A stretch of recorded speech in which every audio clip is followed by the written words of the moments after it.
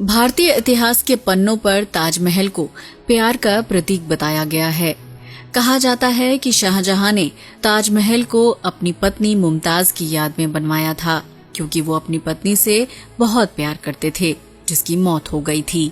लेकिन कुछ इतिहासकार इन सभी तथ्यों को गलत बताते हैं। उनका मानना है कि ताजमहल के निर्माण को लेकर इतिहास में गलत बातें लिखी गई हैं और ताजमहल को शाहजहां ने नहीं, बल्कि ये पहले से बना एक हिंदू मंदिर था, जिसे इस्लामिक रूप दिया गया।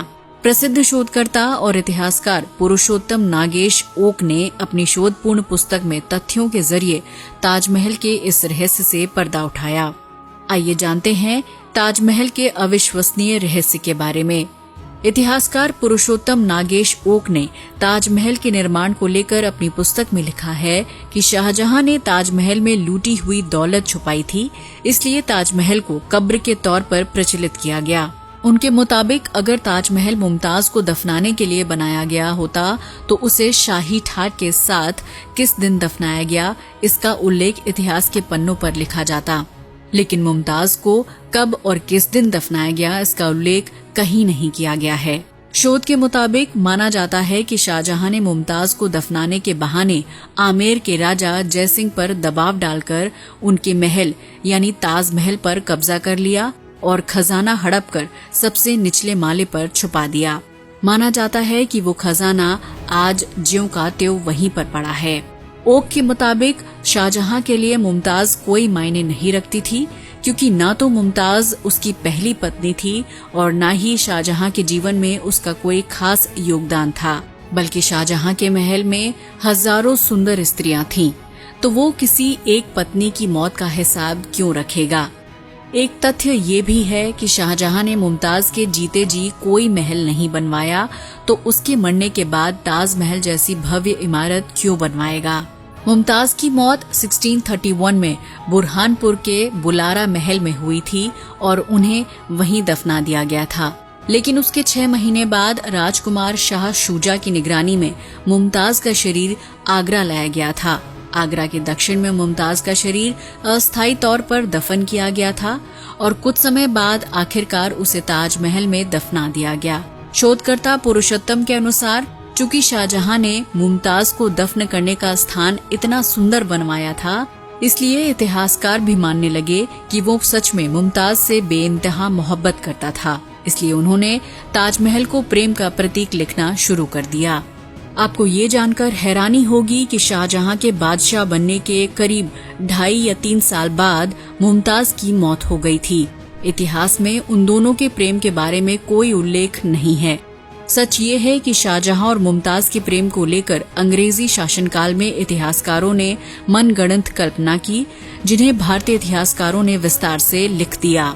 शोध के मुताबिक ताजमहल परिसर में अतिथि गृह, पहरेदारों के लिए कक्ष और पशुशाला भी है, लेकिन सवाल ये उठता है कि मृतक इंसान के लिए इन सब चीजों को बनाने की क्या जरूरत थी, क्योंकि ताजमहल तो मुमताज को दफनाने के लिए बनाया गया था। इतिहासकार पुरुषोत्तम ओक ने सबूतों के आधार पर अपनी किताब में ताजमहल के हिंदू मंदिर होने का दावा किया। उन्होंने लिखा है कि ताजमहल में मंदिर होने के कई सबूत मौजूद हैं। ताजमहल के मुख्य गुंबद के किरीट पर जो कलश है वो हिंदू मंदिर की तरह दिखता है। हिंदू मंदिरों के शिखर पर स्वर्ण कलश स्थापित करने की परंपरा है, जिसकी मान्यता आज भी है। इतिहास में पढ़ाया जाता है कि ताजमहल का निर्माण कार्य 1632 से शुरू हुआ था और लगभग 1653 में पूरा हुआ। यहाँ सोचने वाली बात यह है कि जब मुमताज की मौत 1631 को हो गई थी, तो फिर उन्हें उसी साल कैसे दफनाया जा सकता था, क्योंकि उस समय तो ताजमहल बना ही नहीं था। ताजमहल का निर्माण कार्य 1632 में शुरू हुआ था। शोध के मुताबिक 1632 में हिंदू मंदिर को इस्लामिक लुक देने का काम शुरू हुआ। 1649 में इसका मुख्य द्वार बना, जिस पर कुरान की आयतें तराशी गईं। इतिहासकार ओक ने अपनी किताब में लिखा है कि J.A. मंडेलस्लो ने मुमताज की मौत के 7 साल बाद voyages and travels into the east Indies नाम से निजी पर्यटन के स्मरण में आगरा का उल्लेख किया है, लेकिन उसमें ताजमहल के निर्माण के बारे में कोई जानकारी नहीं है। अगर सच में 20,000 मजदूर 22 साल तक ताजमहल का निर्माण करते तो मंडेलस्लो अपने स्मरण में उस विशाल कार्य का उल्लेख जरूर करते। अमेरिकन प्रयोगशाला में ताजमहल के दरवाजे की लकड़ी की कार्बन जांच से पता चलता है कि वो लकड़ी शाहजहां काल से 300 साल पहले की है। सोचने वाली बात ये भी है कि कब्रगाह को महल क्यों कहा गया। शायद इस पर किसी ने कभी ध्यान नहीं दिया होगा। ताजमहल पहले से निर्मित था और उसे कब्रगाह में बदल दिया गया, लेकिन यहीं पर शाहजहां से गलती हो गई क्योंकि उसने कब्रगाह बदलते वक्त उसका नाम नहीं बदला। उस समय के किसी भी सरकारी या शाही दस्तावेज और अखबार में भी ताजमहल शब्द का जिक्र नहीं आया है। वहीं जो लोग ताजमहल को ताजे महल समझते हैं वे बिल्कुल गलत हैं। इतिहासकार ओक लिखते हैं कि महल मुस्लिम शब्द नहीं है और अरब, ईरान, अफगानिस्तान जैसी जगहों पर एक भी मस्जिद या कब्र ऐसी नहीं है जिनके नाम के पीछे महल लगाया गया हो। ये मिथ भी बिल्कुल गलत है कि मुमताज के नाम पर ताजमहल का नाम पड़ा है, क्योंकि मुमताज का पूरा नाम अर्जुमंद बानो बेगम था। इसलिए ये सोचना कि ताजमहल का नाम मुमताज के नाम पर रखा गया मजाक की बात है।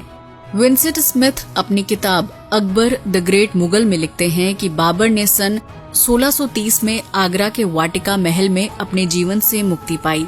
वाटिका महल कोई और महल नहीं बल्कि ताजमहल ही था। ये इतना बड़ा और भव्य था कि उसके जैसा कोई दूसरा महल भारत में नहीं था। बाबर की पुत्री गुलबदन ने हुमायूं नामा नामक ऐतिहासिक विवरण में ताजमहल को मिस्टिक हाउस का नाम दिया। ओक लिखते हैं कि प्राप्त सबूतों के आधार पर ताजमहल का निर्माण राजा परमदिरदेव के शासनकाल में अश्विन शुक्ल पंचमा को हुआ था। ताजमहल आज के ताज से कई गुना बड़ा था। इसके 3 गुंबद हुआ करते थे। शोध कार्य से पता चलता है कि ताजमहल को पहले तेजो महल कहा जाता था। वर्तमान में ताजमहल से ऐसे 700 चिन्ह खोजे गए हैं जो बताते हैं कि वो पहले मंदिर था और बाद में इसे दोबारा बनवाया गया। इसकी कई मीनारें काफी बाद के काल में बनवाई गईं। वास्तुकला के विश्वकर्मा वास्तुशास्त्र में शिवलिंगों में तेज लिंग का वर्णन आता है। ताजमहल में तेज लिंग प्रतिष्ठित था, इसलिए उसका नाम तेजो महालय पड़ा था। मुमताज के मकबरे वाले कमरे में ही शिव मंदिर का गर्भगृह था। संगमरमर की जाली पर 108 कलश चित्रित हैं और हिंदू परंपरा के मुताबिक 108 की संख्या को पवित्र माना जाता है। तेजो महालय को नाग नागेश्वर मंदिर के नाम से भी जाना जाता था, क्योंकि ये मंदिर नाग द्वारा लिपटा हुआ प्रतीत होता था। माना जाता है कि प्राचीन काल में आगरा को अंगिरा कहा जाता था, क्योंकि ये अंगिरा ऋषि की तपोभूमि थी और अंगिरा ऋषि भगवान शिव के उपासक थे। प्राचीन काल से ही आगरा में 5 शिव मंदिर थे, जिनमें पृथ्वीनाथ, बालकेश्वर, मनकामेश्वर और राजराजेश्वर शामिल हैं। वहीं जो 5वां मंदिर सदियों पहले कब्र के रूप में बदल गया था, वो निश्चित रूप से नाग नागेश्वर मंदिर था। इतिहासकार ओक की पुस्तक में इस बात का भी जिक्र किया है कि ताजमहल के बगीचे में काले पत्थरों का एक मंडप था। उन्हीं में से एक पत्थर पर राजा परमदिरदेव के मंत्री संलक्षण ने एक शिलालेख लिखा था, जिसमें शिव मंदिर बनाए जाने का उल्लेख किया गया था। ये शिलालेख आज भी लखनऊ के वास्तु म्यूजियम की 3री मंजिल पर रखा हुआ है। शाहजहां ने ताजमहल में जो तोड़फोड़ का काम करवाया था, उसका एक सूत्र साल 1874 में आर्कियोलॉजिकल सर्वे ऑफ इंडिया के वार्षिक वृत्त के 4थे खंड में पेज 216 और 17 में प्रकाशित है। उन पन्नों पर लिखा गया है कि हाल में आगरा के वास्तु म्यूजियम के आंगन में जो चौखुठा काले बस्सट का खंभा खड़ा है, वो खंभा और उसी तरह का दूसरा स्तंभ, उसका शिखर और चबूतरे कभी ताजमहल के बागीचे में प्रस्थापित थे। इससे साबित होता है कि लखनऊ के वास्तु म्यूजियम में जो शिलालेख है, वो कभी ताजमहल के बागीचे में मौजूद थे।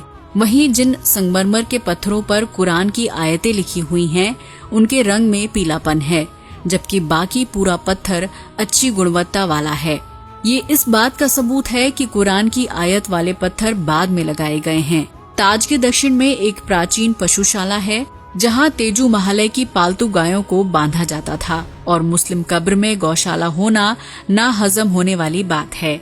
वहीं ताजमहल में चारों तरफ एक समान 4 प्रवेश द्वार हैं, जो हिंदू भवन निर्माण का तरीका है। इन्हें चतुर्मुखी भवन कहा जाता है। ताजमहल में आवाज गूंजने वाला गुंबद है, जो हिंदू मंदिरों में गूंज पैदा करने वाले गुंबद होते हैं। ताजमहल का गुंबद कमल के आकार का बना है और हजारों हिंदू मंदिर कमल की आकृति वाले होते हैं। शाहजहां के काल में यूरोपीय देशों से आने वाले कई लोगों ने भवन का उल्लेख ताजे महल के नाम से किया है, जो कि शिव मंदिर वाले परंपरागत नाम तेजो महालय से मिलता जुलता है। लेकिन शाहजहां और औरंगजेब ने बड़ी सावधानी से संस्कृत से मेल खाते शब्द का कहीं पर भी प्रयोग नहीं किया है। इस शब्द की जगह पवित्र मकबरा शब्द प्रयोग किया गया। इतिहासकार पुरुषोत्तम ओक के अनुसार पहले से बने ताजमहल के भीतर मुमताज की लाश दफनाई गई थी और शाहजहां ने मुमताज को दफनाने के बाद ताज का निर्माण नहीं करवाया था। तो दोस्तों, ये थे कुछ रहस्यमय तथ्य ताजमहल के निर्माण को लेकर। ये तथ्य कितने सही हैं, इसका प्रमाण कोई नहीं दे सकता। हालांकि इतिहासकारों के शोध गलत होने के भी कोई प्रमाण नहीं है। खैर, हमें खुश होना चाहिए कि ताजमहल जैसी इमारत दुनिया के 7 अजूबों में से एक है। आज के लिए बस इतना ही। वीडियो अच्छा लगा हो तो इसे लाइक और शेयर करें, साथ ही चैनल को भी सब्सक्राइब करें। जय हिंद दोस्तों।